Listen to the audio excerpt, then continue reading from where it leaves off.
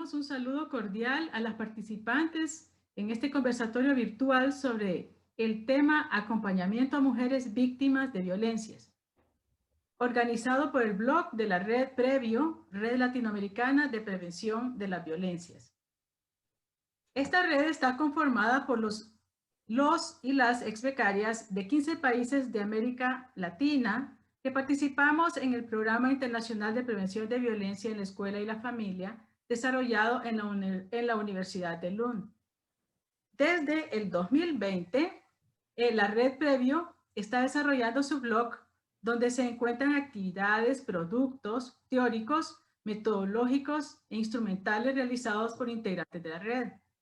Todo lo brindado en el blog está relacionado con el tema de prevención de violencia y se ha realizado en uno o varios países de Latinoamérica individualmente o en forma conjunta. Su dirección es reddeprevencionviolenciaescuela.blogspot.com. Al final del conversatorio lo pondremos en un lugarcito ahí donde ustedes puedan acceder. Este evento está siendo grabado y luego perfectamente lo pueden encontrar en el canal de YouTube de la red, que se compartirá entre los y las exbecarias, pero también estará abierto a todo público. Ahora, con mucho gusto, quiero presentarles a las participantes. Entre las participantes se encuentran personas de diferentes profesiones que trabajan en el acompañamiento a mujeres víctimas de violencia y también en la planeación de actividades de prevención en diferentes países latinoamericanos. Ellas tendrán una conversación sobre el tema con un enfoque fundamental de prevención en el marco de los derechos humanos. Comenzamos con Azucena Socoy, de Guatemala. Ella es trabajadora social, labora en la Defensoría de la Mujer Indígena como directora de la Unidad de Atención Integral de Casos. Blanca Chávez, Blanca García de Chávez, El Salvador, trabajadora social, jurídico familiar. Labora en el órgano judicial de su país y es coordinadora de maestría en atención a la violencia en la familia en la Universidad de Andrés Bello, San Salvador. Sonia Montoya García, Colombia, trabajadora social, profesional territorial en la Secretaría de Inclusión Social, Familia y Derechos Humanos. Ella labora en la Alcaldía de Medellín, en Colombia. Las tres participantes compartirán desde su experiencia como profesionales y como mujeres que acompañan a otras mujeres en situaciones difíciles y humillantes que requieren revisión judicial y reparación emocional y social. También tengo el gusto de presentarles a Edith Cañas de Martínez. Ella es de El Salvador, también es psicóloga especialista en todos los temas de derechos de mujer y derechos humanos y trabaja en la Procuraduría de El Salvador. Edith va a colaborar con estas tres invitadas a través de preguntas de partida y al final realizará, desde su punto de vista, una pequeña conclusión de lo conversado, resaltando las pautas para la mejora de dichas condiciones. Muchas gracias, Edith, por tu presencia y por tu colaboración con nuestra primera actividad de este tipo, de este conversatorio que esperamos que todos lo valoren y lo disfruten. Igual tenemos en el soporte técnico, nos acompaña desde Suecia, Anneli Holgren, quien garantizará como soporte técnico la realización y feliz término de este conversatorio. Muchas gracias, Anneli, por tu pasión por la tecnología. Me presento. Soy Ana María Castro, integrante también de la Mesa de Comunicación y Redes Sociales y parte del equipo del blog de la red. Y está a mi cargo la conducción de este primer conversatorio. Así que, bienvenidos todos y sin más, pasamos al conversatorio. Edith, por favor, ¿cuál es la primera inquietud que plantearás a los participantes? Por su parte, cada una de ustedes tiene aproximadamente 3 minutos para exponer sus puntos de vista. Adelante, Edith. Buenas tardes, gracias por la invitación a este primer foro. Esperemos que todo de aquí en adelante sea muchos conversatorios con esta temática que nos interesa a todas y a todos. Quería preguntarle a las participantes del foro, ¿cuáles son los problemas que las mujeres enfrentan en la ruta de atención en cada uno de sus países para buscar ayuda y ejercer sus derechos? Tenemos 3 minutos para cada participante. Buenas tardes, un gusto participar desde El Salvador en este espacio provocado por el blog de prevención de violencia y básicamente con la pregunta que nos hace la compañera Edith, quiero citar como 3 ideas o 4 ideas fuerzas en cuanto a los problemas que las mujeres que enfrentan violencias tienen que enfrentar en momento que deciden pedir apoyo. La parte más difícil para las mujeres es tomar la decisión de poner una denuncia de violencia intrafamiliar, de violencia de pareja. Esa es la parte más difícil en el periodo de tiempo. Pueden ser 1 mes, 1 año, 2 años, 5 años en que las mujeres tomen esa determinación.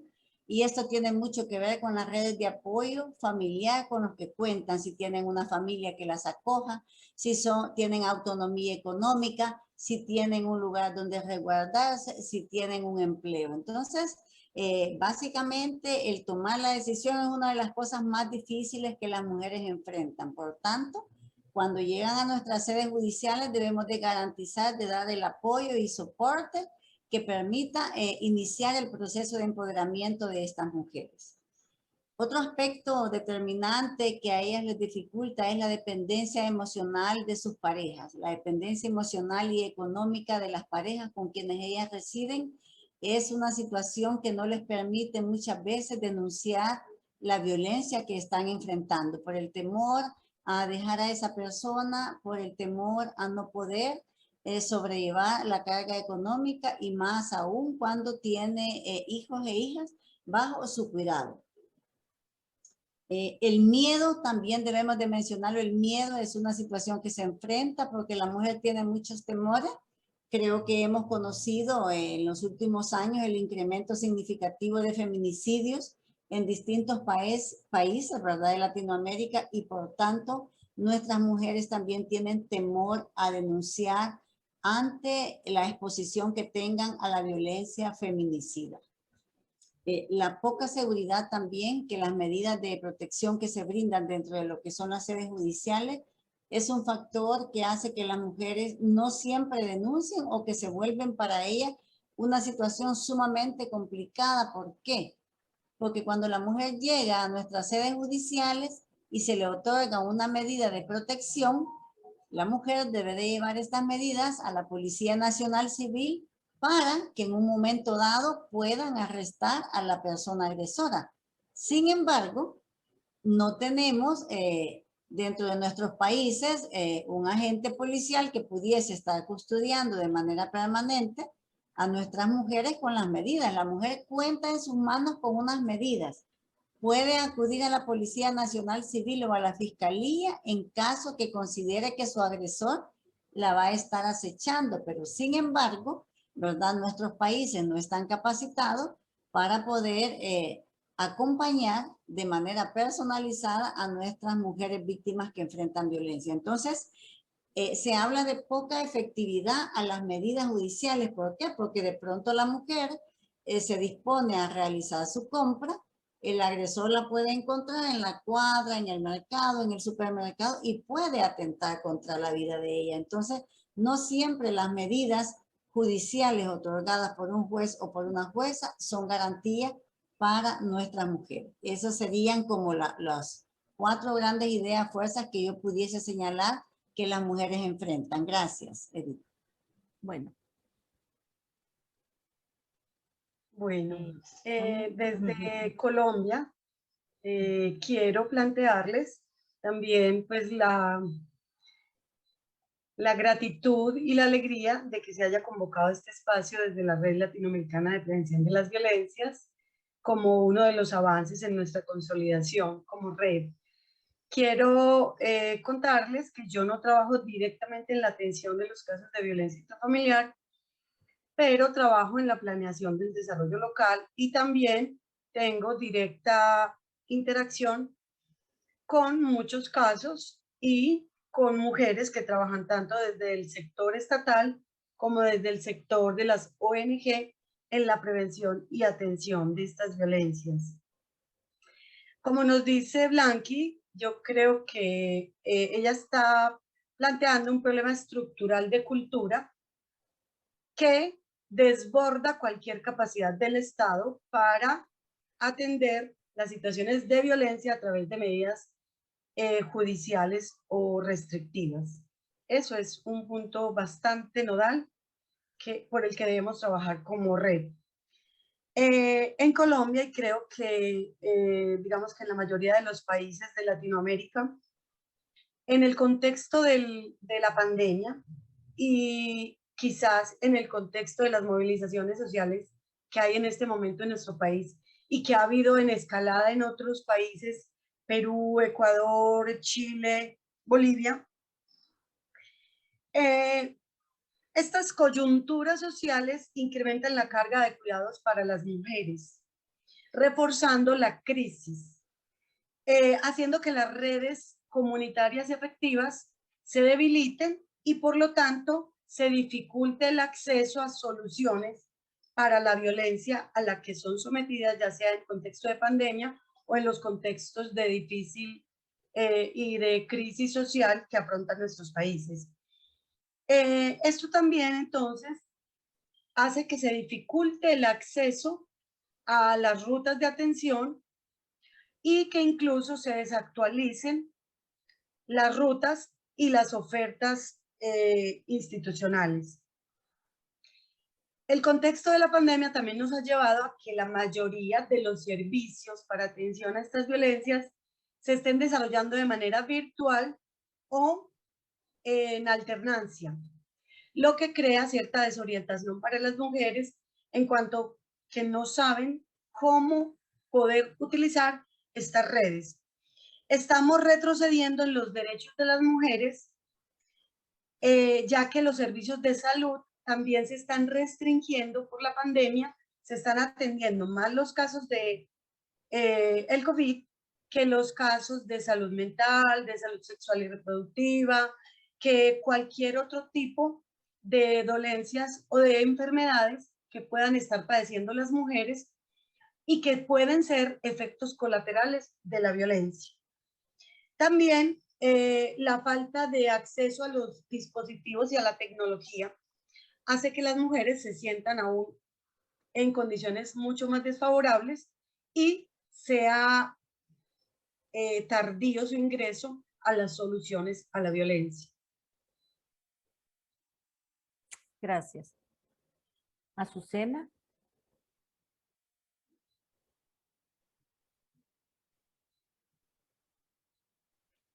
Micrófono, Azucena. Conecte su micrófono.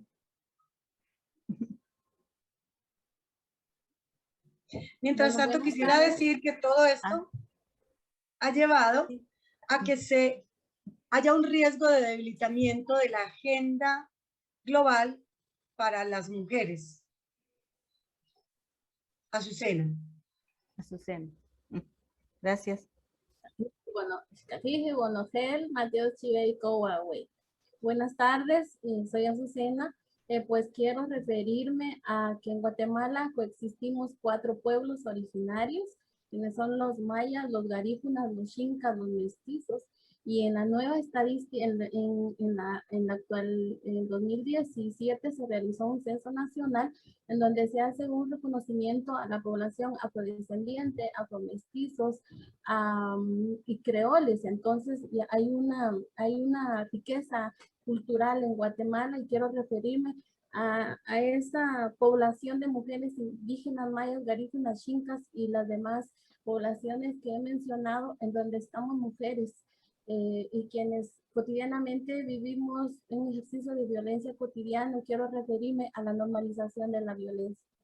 Existe una normalización que no permite que las mujeres en Guatemala podamos vivir en paz, en armonía y libres en cualquier espacio, sea este espacio en el ámbito privado como en el ámbito público, la continuidad del ejercicio de violencia permanece. Y creo que el primer elemento importante que quisiéramos tomar en cuenta es esa misma normalización de la violencia. Y las mujeres es parte de su ser, parte de su vida, donde hay control sobre su actuar, sobre su vida, sobre sus decisiones, sobre su cuerpo, que no permite que realmente pueda ser considerada como una persona sujeta de derechos. Por otro lado, quiero hacer referencia a que existe una carga de racismo y discriminación por su condición de género y por su condición de mujer indígena o culturalmente perteneciente a un pueblo.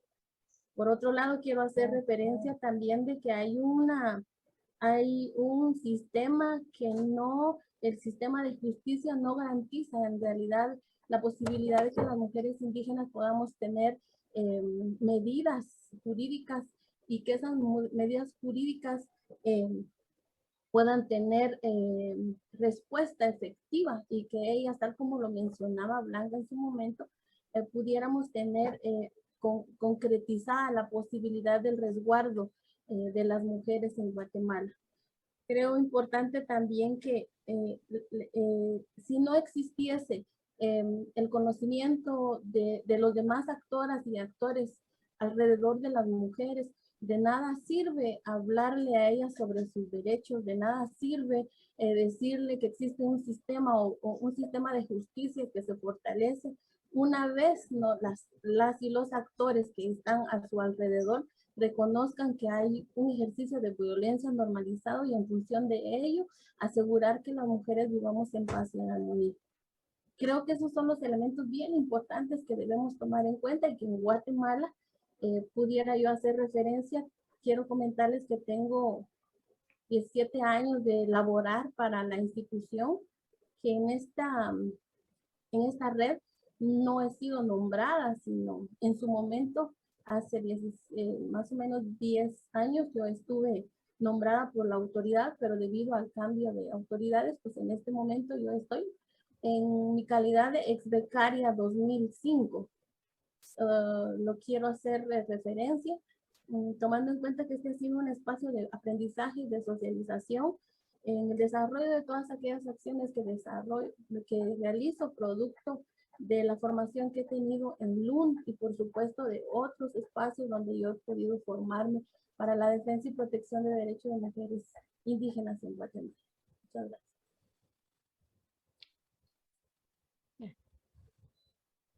gracias. Gracias compañeras, gracias a Azucena por el aporte, a Blanqui también y a Sonia. Quisiera preguntarles ahora, con relación a la ruta de atención, ¿cuáles son los nudos o los cuellos de botella que enfrentan las mujeres en cada uno de sus países? Para que por favor nos puedan compartir esa experiencia para poder ejercer sus derechos, el apoyo que pueden tener de las instituciones para poder ejercer sus derechos. Si quiere empezamos, Blanqui. Gracias, Edith. Yo pondría siempre en esta pregunta el tema de que las medidas de protección no le garantizan a nuestras mujeres que no puedan enfrentar violencia. Esto es algo que quienes acompañamos a las sobrevivientes siempre estamos preocupadas, que enviamos a las mujeres a casa con las medidas, pero sabiendo que no es una garantía total. Ya Sonia lo decía, es un problema de estructura también, en donde el Estado no es capaz de brindar esta protección al 100%. No quiero dejar de lado también la falta de sensibilidad en alguna parte del funcionariado, porque no podemos generalizar, pero también dentro de las instituciones hay una naturalización de la violencia y consideramos como un caso más en algunas ocasiones. También hay que destacar, ¿verdad?, que hay instituciones en donde se trabaja con diligencia y de manera oportuna, pero la falta de sensibilidad también es un problema que afecta. El tema de la pobreza, porque cuando nosotros hablamos cuáles son los nudos o cuellos que complican o impiden que la mujer en situación de riesgo por violencia reciba apoyo funcional hacia ella, no podemos dejar de lado la situación de pobreza. Las mujeres priorizan sus recursos para poderse movilizar a pedir apoyo en un momento determinado. Y muchas veces, principalmente personas de áreas rurales que viven en situaciones de aislamiento social, tienen serias dificultades para poder buscar la Policía Nacional Civil más inmediata o el juzgado de paz a solicitar las medidas, porque están priorizando entre los pocos recursos que tienen para proveer a sus hijos e hijas, por ejemplo, la alimentación, porque esto implica que tengan transporte, que tengan para el almuerzo, si es que acaso el juzgado estaba lleno y se tardaron en emitir las medidas. Entonces, la pobreza también y la dependencia económica es una situación que no permite que la mujer acceda a nuestros servicios y que por lo tanto podamos brindarle asistencia de una manera sostenida y prolongada que logre un nivel de empoderamiento, ¿verdad? Inclusive procesos de emprendedurismo que en un momento le permitieran la autonomía económica. Entonces la pobreza estructural es un tema sumamente complicado.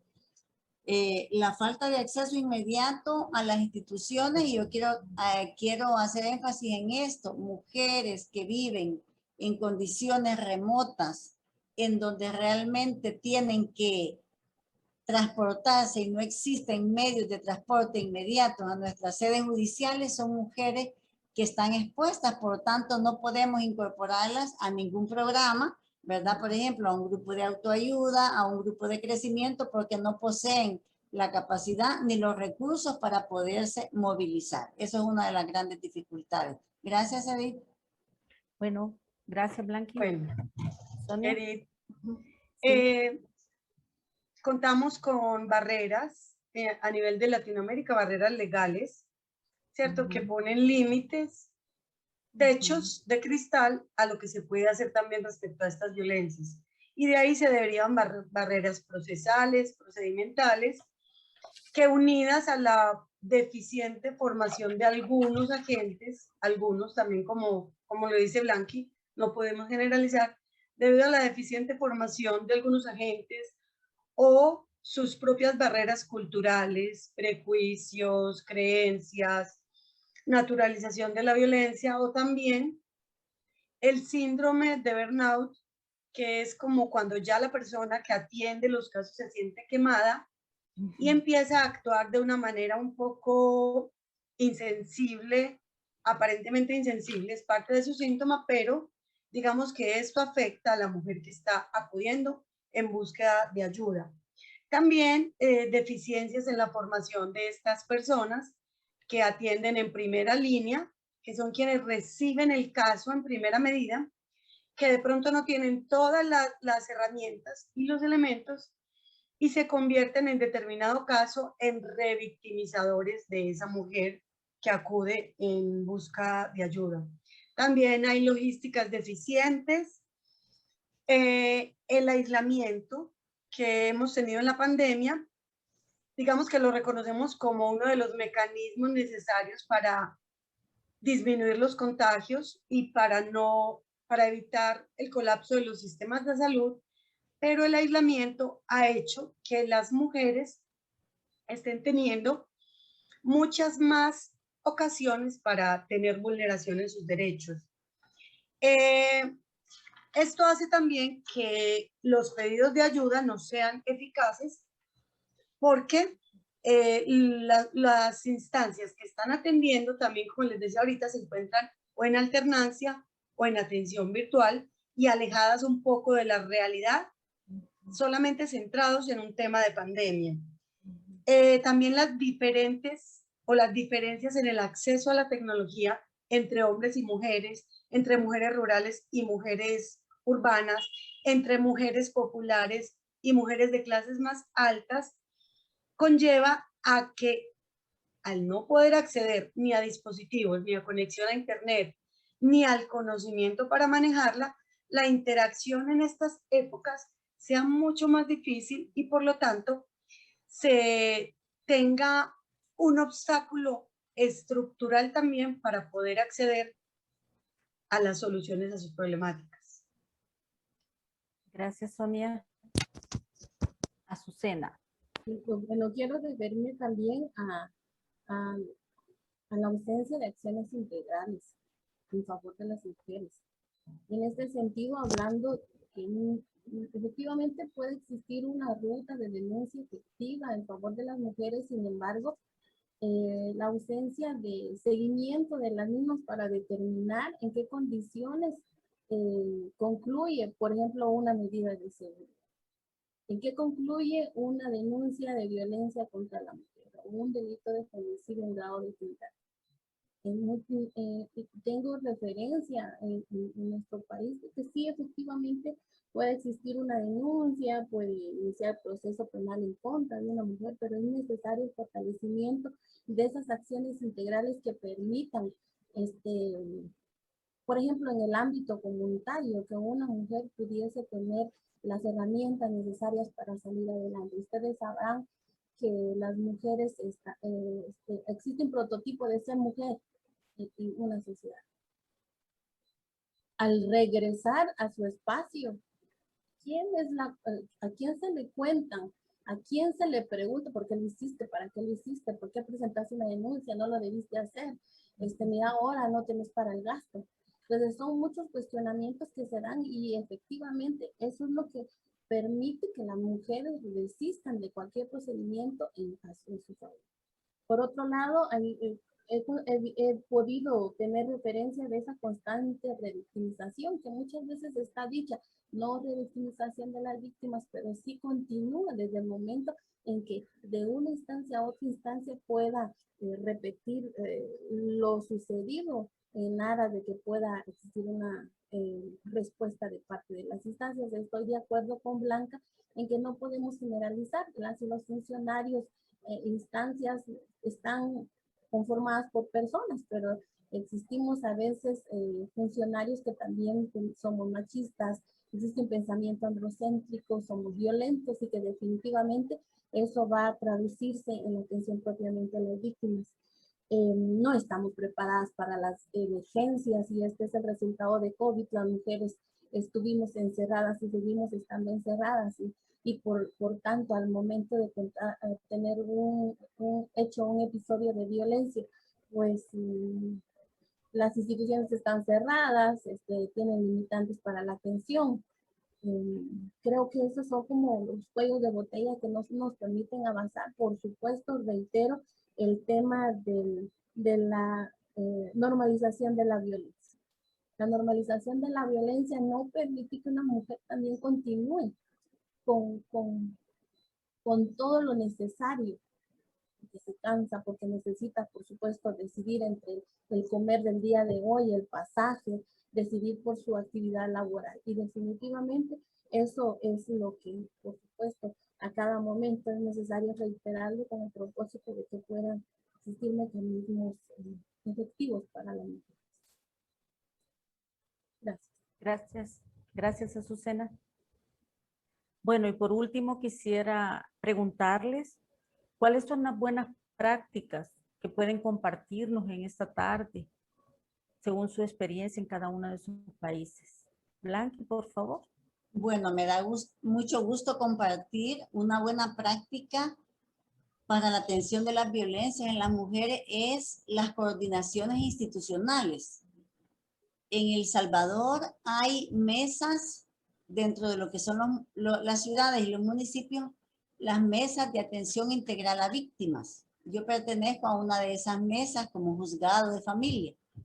En esas mesas que dependen del Ministerio de Justicia estamos aglutinadas todas las instituciones, Fiscalía, Procuraduría, Juzgados de Familia, Policía, todas en un solo anclaje de coordinación que llevamos a cabo reuniones y de tal manera que el accionar que debe de activarse en un momento determinado que se atiende a una víctima, lo coordinamos de manera inmediata porque estamos agrupados en un grupo de WhatsApp, tenemos reuniones sistemáticas y las instituciones que le corresponde activar un protocolo lo activan. Esa es una buena práctica porque todos centramos el mismo caso y cada institución participa. Han sido muy efectivas, fue activada en el gobierno anterior dentro del plan El Salvador Seguro y hasta el momento se mantiene, ¿verdad? Entonces creo yo que es una muy buena práctica esa articulación del trabajo. Cuando hablamos de la brecha digital, también una buena práctica es a través de Oromusa, una organización de mujeres en El Salvador, con fondos internacionales. Se lanzó una aplicación que se llama AdFem. Se lo voy a escribir en el chat. Esa la pueden descargar de su tienda Play Store y es una aplicación para las mujeres que no enfrentan la brecha digital. Tienen toda una información y tienen la ruta para poder denunciar la violencia de manera más sutil. Yo les voy a compartir el nombre y ustedes la descargan para ejercicio y pueden navegar por toda esa página. Para mí es una buena práctica en el caso de las mujeres que no enfrentan una brecha digital. Los grupos de autoayuda también es una buena práctica. Dentro de esta mesa de atención a víctimas está la Procuraduría General de la República, institución a la que Edith pertenece, en donde por parte de la psicóloga o psicólogo se llevan grupos de autoayuda para referir a estas mujeres desde cualquier institución. Pero aquí quiero acotar una situación. Llegan muy pocas mujeres a los grupos de autoayuda. ¿Por qué? Por el problema de economía, por el problema de distanciamiento, por el temor a que el agresor, ¿a dónde vas? ¿Verdad? Voy a un grupo de autoayuda, no tiene para el pasaje. Entonces, además de que los programas de atención a víctimas para reparar el daño son limitados, las mujeres no poseen ni la independencia económica para poderse movilizar a estos grupos. Pero los grupos de autoayuda en sí son una buena práctica porque están dentro de la Procuraduría, dentro de los juzgados de familia, dentro de los CAPS también hay otros programas para atender a las mujeres. O sea, grupos de autoayuda es una herramienta que en lo personal he podido dar cuenta y visibilizar el avance que las mujeres tienen. Lamentablemente no podemos tener a todas nuestras mujeres. Entonces yo me quedaría con esas, ¿verdad? Con el trabajo articulado de las instituciones en un solo esfuerzo de manera coordinada.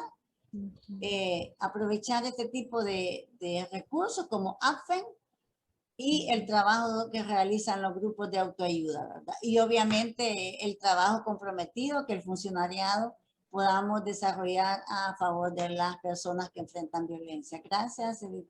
Gracias, Blanqui. Sonia. Bueno, tenemos en las buenas prácticas diversos recursos, tanto gubernamentales como iniciativas privadas y de ONGs en Colombia. Particularmente en la región donde yo vivo, Antioquia, Medellín, hay varias ONGs dedicadas al trabajo permanente en la prevención de las violencias, en el trabajo con los derechos humanos de las mujeres, en el desarrollo y también el empoderamiento de la autonomía y empoderamiento político de las mujeres. Se trabaja con lideresas de la ciudad que van adquiriendo también una postura distinta frente a la interacción con sus compañeros líderes sociales y empiezan a tener un lenguaje distinto para referirse a la mujer porque ellas mismas también empiezan a reclamar y a pedir para sí un trato distinto. Desde el ámbito gubernamental, la Secretaría de las Mujeres de la Alcaldía de Medellín es una secretaría que se creó en el 2006, y se ha avanzado muchísimo en todo este tema a nivel de ciudad y a nivel de región. Tenemos la política pública para la seguridad pública de las mujeres. Hay una mesa que desarrolla un observatorio. La Secretaría, a través de un programa que se llama Agencia Mujer, que es la línea 123, a través de la cual ellas pueden llamar, o nosotras podemos llamar cuando tenemos vulnerados nuestros derechos, se brinda una atención psicojurídica, tanto la orientación jurídica como la atención psicológica y como la derivación a las diferentes opciones de la oferta institucional.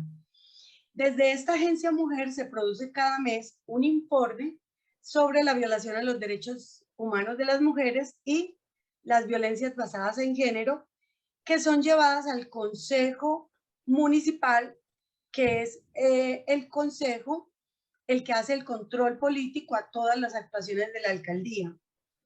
Este Consejo de Seguridad Pública para las Mujeres es el que toma, digamos, el que analiza los datos y orienta las decisiones que se deben tomar desde el gobierno local.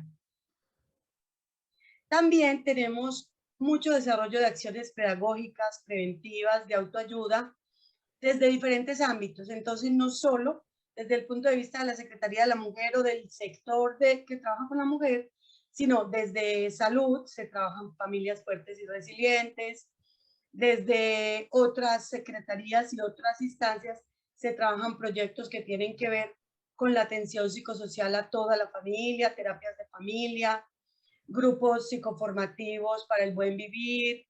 Desde Secretaría de Salud se trabaja la salud sexual y reproductiva de las mujeres. Entonces es un abordaje muy integral, también desde el punto de vista cultural, con opciones para que las mujeres tengan la forma de trabajar su tiempo libre y también trabajar desde la arte terapia, toda la opción para transformar estas situaciones y convertirse más allá de víctimas en sobrevivientes y mujeres empoderadas que pueden ser ejemplo y guía para otras mujeres. Gracias, Sonia. Azucena, ¿qué buenas prácticas nos pueden compartir desde Guatemala? Bueno, sí, muchas gracias. Pues quiero referirme a un proceso muy importante que desarrollamos posterior. Y bueno, por supuesto, se fue fortaleciendo conforme el pasar de los años. Y quiero referirme a un proceso que se denomina la implementación de la estrategia de abordaje comunitario para la prevención de violencia contra las mujeres indígenas y su familia.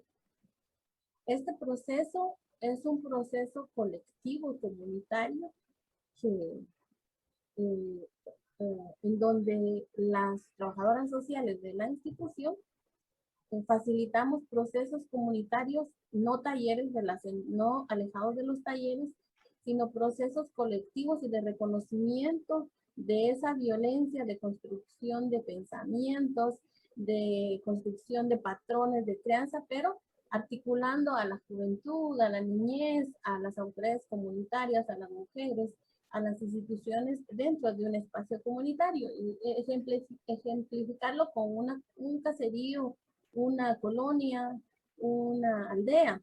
Y pues ingresamos a las comunidades con el propósito de realizar procesos participativos. Y de ahí la importancia de mostrarles un ejercicio muy importante, una práctica, y precisamente por eso es que quiero sostener la importancia de que no solamente es importante abordar el reconocimiento de los derechos de las mujeres, sino también de todo un colectivo, de todas aquellas actoras y actores comunitarios con quien tiene convivencia cotidiana las mujeres.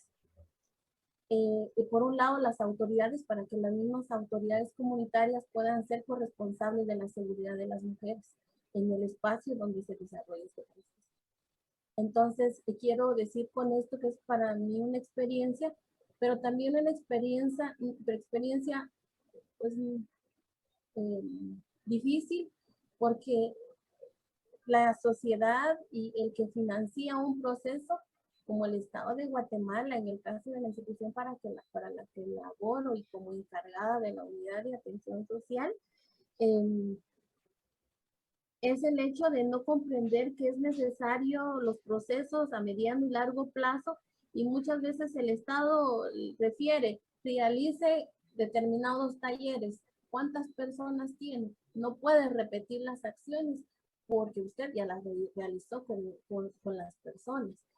Entonces, no se comprende todavía la necesidad de que para transformar y desnaturalizar el ejercicio de violencia no es solo una actividad, sino requiere de un proceso colectivo de muchos pasos. En Antigua Guatemala, en el encuentro que se desarrolló con la red, pude conocer de un país que realiza actividades comunitarias no similares, pero estaba yo muy interesada en conocer a profundidad este proceso, porque nuestra institución en determinado momento lo realizó, pero a falta de presupuesto, a falta de no comprender ese proceso colectivo de mediano y largo plazo, pues ya no hubo más presupuesto. Entonces esa propuesta se ha quedado paralizada en este momento, toda vez que no se ha entendido que es un proceso de mediano y largo plazo. Y la última parte que quiero referir es que en sus inicios se hablaba de esta estrategia de abordaje comunitario para la prevención de violencia contra las mujeres, pero resultaba que los hombres, cuando les invitábamos, ellos nos dejaban tirados los documentos y decían, no, ustedes están hablando solo de las mujeres, no, ahí se quedan ustedes con su grupo de mujeres, no queremos involucrarnos. Y se iban las autoridades, se iban los hombres. Entonces, el incorporar el término prevención de la violencia contra las mujeres y su familia permitió que se incorporara los hombres y decía, bueno, mi hermana, mi hija, mi sobrina, mi vecina podría ser víctima de cualquier forma de violencia. Entonces fue el mecanismo de cómo incorporamos a los demás, aparte de las mujeres, a un proceso comunitario, conformado por 5 fases en donde hablamos de la monografía comunitaria.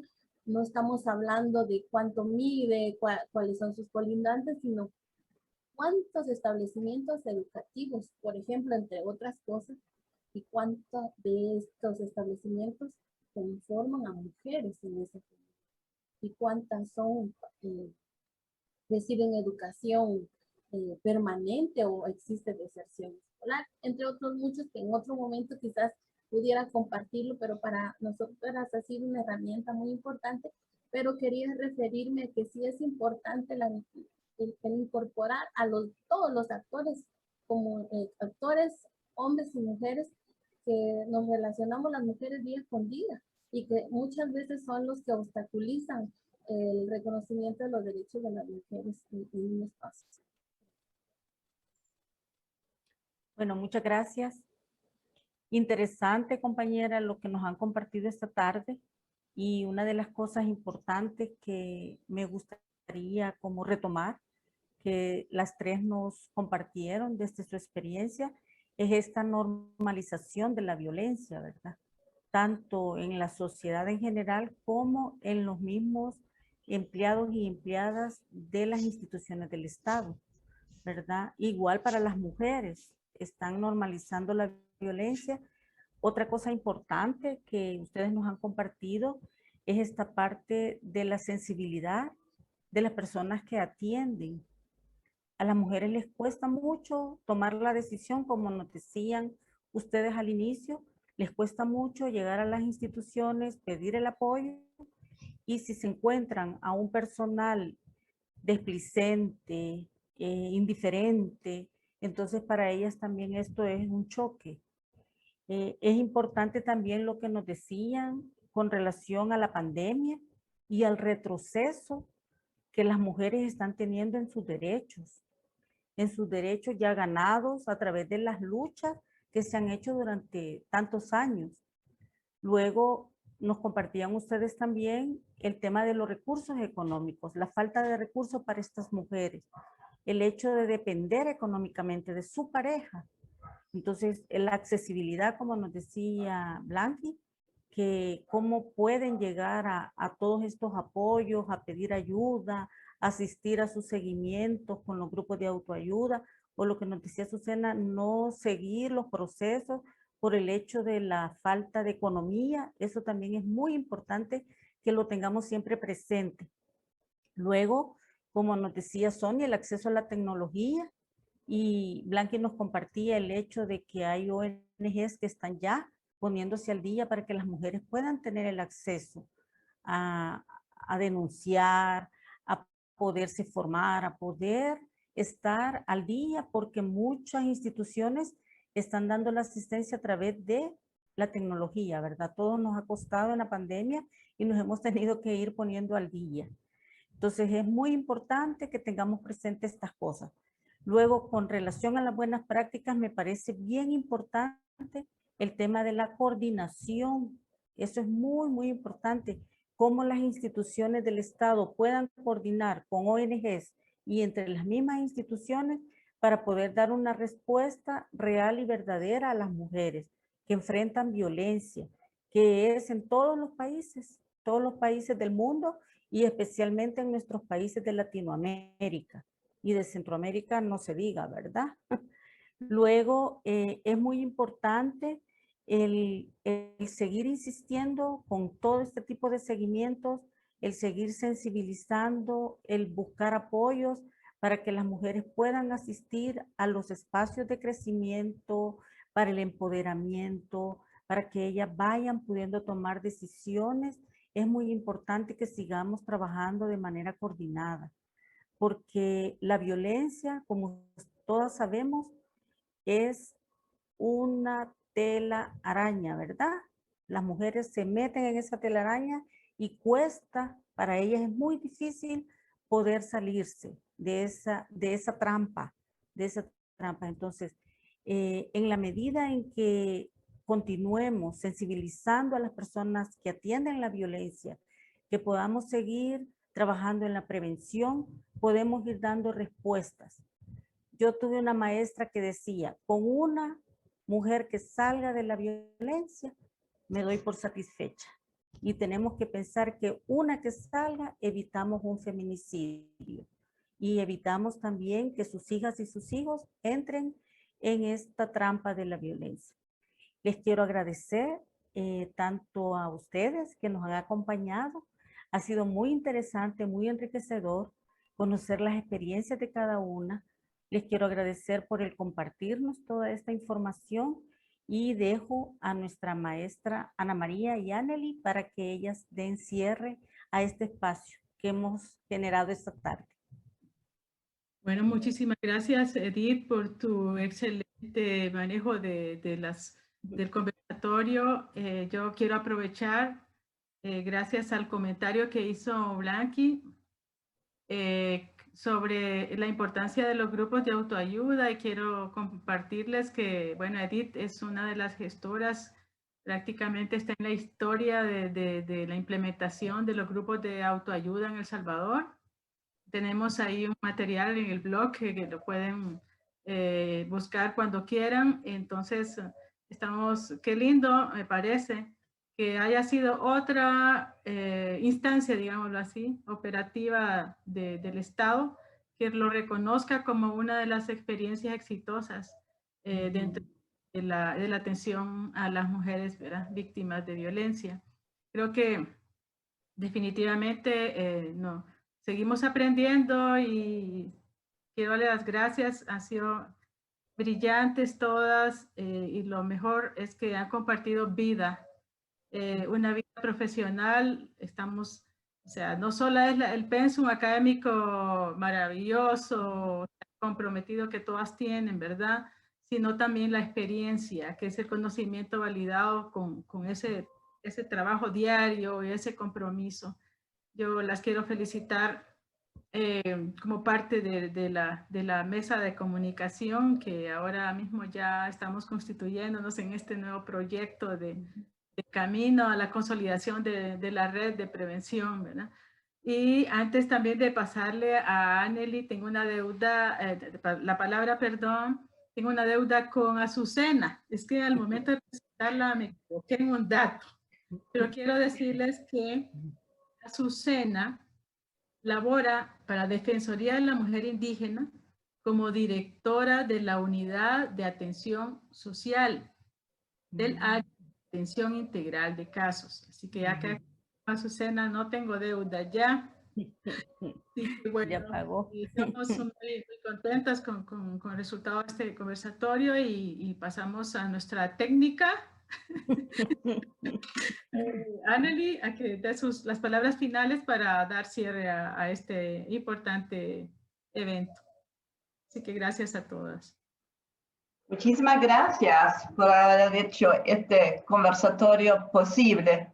Muchas gracias a todas ustedes compartiendo sus experiencias y prácticas, cada uno desde su lugar y desde su enfoque, y muy, muy rico. Lo que yo estaba pensando es realmente los servicios que brindamos son importantísimos, son esenciales. El trato, la estructura, todo lo que ustedes nombraron. Eso depende de una sociedad de bienestar social, ¿verdad? En eso creemos. A nivel personal y individual de persona, pienso que cuando nos encontramos con mujeres sufriendo violencias, siempre tenemos que pensar que sí, te escuchamos, te creemos, estamos contigo. Eso es como importante, ¿no? Que me deja este conversatorio también a ese nivel. También estoy pensando en lo que vamos a dejar para nuestras próximas generaciones, ¿verdad? Es importante, porque nosotros o nosotras estamos haciendo pasos importantes y queremos dejar algo para las próximas generaciones. Entonces, propongo de empezar a compartir con la próxima generación e iniciar conversaciones sobre los roles de género a una edad temprana. Yo pienso que eso es como esencial para nuestro futuro. Estamos trabajando sobre lo presente, pero tenemos un futuro para cuidar también. Entonces, bueno, muchísimas gracias por compartir este rato con ustedes y hasta la próxima.